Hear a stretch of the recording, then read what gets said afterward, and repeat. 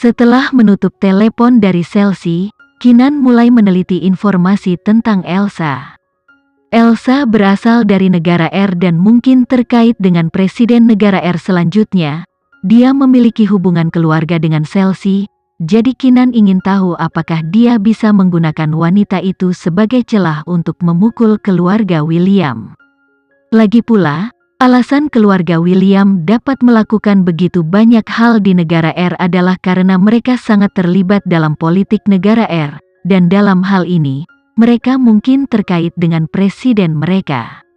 Bahkan jika tidak ada hubungan seperti itu, Keenan bermaksud menggunakan Elsa untuk mendekati orang paling kuat di negara R. Lebih banyak sekutu berarti kesempatan yang lebih baik untuk berurusan dengan keluarga William. Kesimpulannya, Keenan tidak akan menyerah pada kesempatan apapun. Jika ada, dia akan membantu dirinya sendiri menciptakan peluang. Itulah mengapa dia dengan sengaja membuat marah Chelsea untuk melihat apakah Elsa akan membantu gadis itu. Jika dia melibatkan dirinya, maka Keenan akan memiliki kesempatan yang lebih baik untuk mendekatinya. Keenan tidak tahu seberapa benar dia. Ketika dia menyelidiki Elsa, dia menemukan begitu banyak informasi berharga. Elsa tidak hanya terkait dengan presiden negara R, presiden adalah pamannya. Selain itu, dalam database registrasi warga negara R, dengan jelas tercantum bahwa Elsa adalah seorang wanita yang bertunangan dan tunangannya adalah Erland. Ketika Keenan melihat ini, bahkan dia terkejut. Kemudian dia mulai menertawakan absurditas situasi. Seolah-olah perangkat plot jatuh ke tempatnya, Elsa begitu nyaman menjadi tunangan Erland. Sulit dipercaya bahwa kebetulan seperti itu ada. Dia hanya ingin mengetahui lebih banyak tentang negara R melalui Elsa, tetapi dia berakhir dengan lebih dari yang dia harapkan. Jika dia melewatkan kesempatan ini, dia mungkin akan membenci dirinya sendiri. Untungnya, nalurinya selalu benar. Dan dia selalu percaya bahwa tidak ada kekurangan kesempatan di dunia, hanya mereka yang membiarkan kesempatan lolos begitu saja. Kesempatan ini adalah miliknya, dan pada saat itu, kepercayaan diri Keenan untuk mengalahkan keluarga William meningkat berlipat ganda.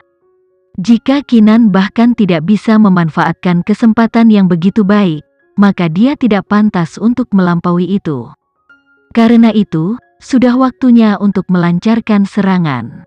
Dengan rencana, Keenan mengangkat teleponnya untuk menelepon Vano.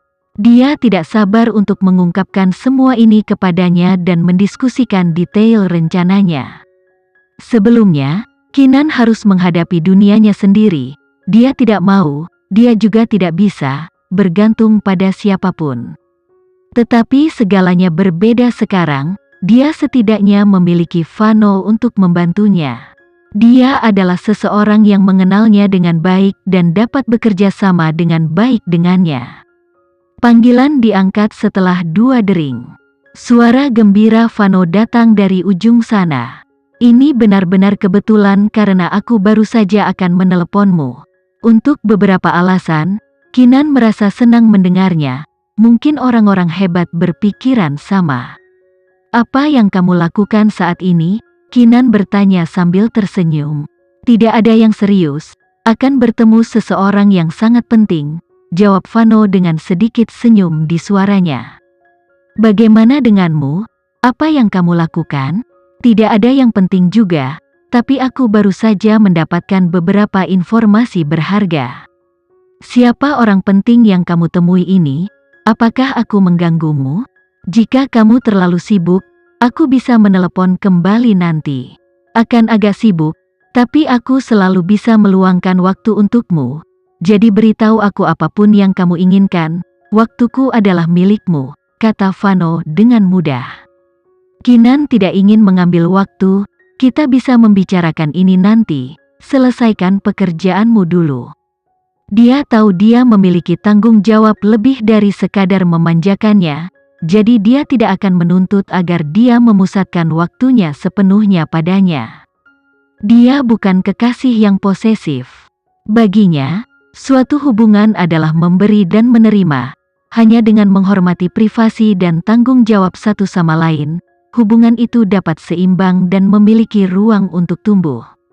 Beginilah cara Vano memperlakukan Kinan juga, dia tidak akan pernah campur tangan dalam bisnisnya, kecuali jika dia memintanya atau ketika situasi sangat mendesak untuk itu.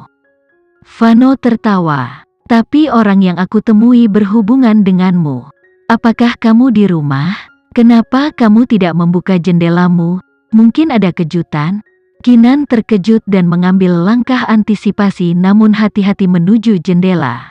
Dia membuka tirai dan melihat Vano berdiri di sana di halaman depan. Mata mereka bertemu dan wajah Vano berubah menjadi senyum lebar saat dia melambai padanya. Kinan bertanya dengan heran, "Mengapa kamu di sini? Bukankah aku sudah memberitahumu bahwa aku bertemu seseorang yang penting? Beri aku 5 detik, kata Vano sambil bergegas ke mansion. Kinan tiba-tiba merasakan aliran adrenalin mengalir melalui darahnya. Dia pergi untuk membuka pintu ketika didorong terbuka dari luar. Tubuh fisik Vano yang mengesankan membingkai pintu dan matanya yang penuh perasaan menatap matanya. Namun, ada bau bahaya dalam cara dia menatapnya juga, seperti pemangsa yang sedang mengincar mangsanya. Otak Kinan menangis karena khawatir ketika dia membungkuk dan menariknya ke pelukan yang dalam. Tangannya memijat bagian belakang lehernya untuk mencegahnya menjauh, dan saat berikutnya, dia bisa merasakan dia bernapas langsung ke mulutnya. Dia merasa jenuh dengan kehadirannya yang jantan. Vano menciumnya dalam-dalam. Dia dikejutkan oleh ciuman yang tiba-tiba dan meraih pakaiannya karena terkejut, tetapi dia perlahan-lahan rileks.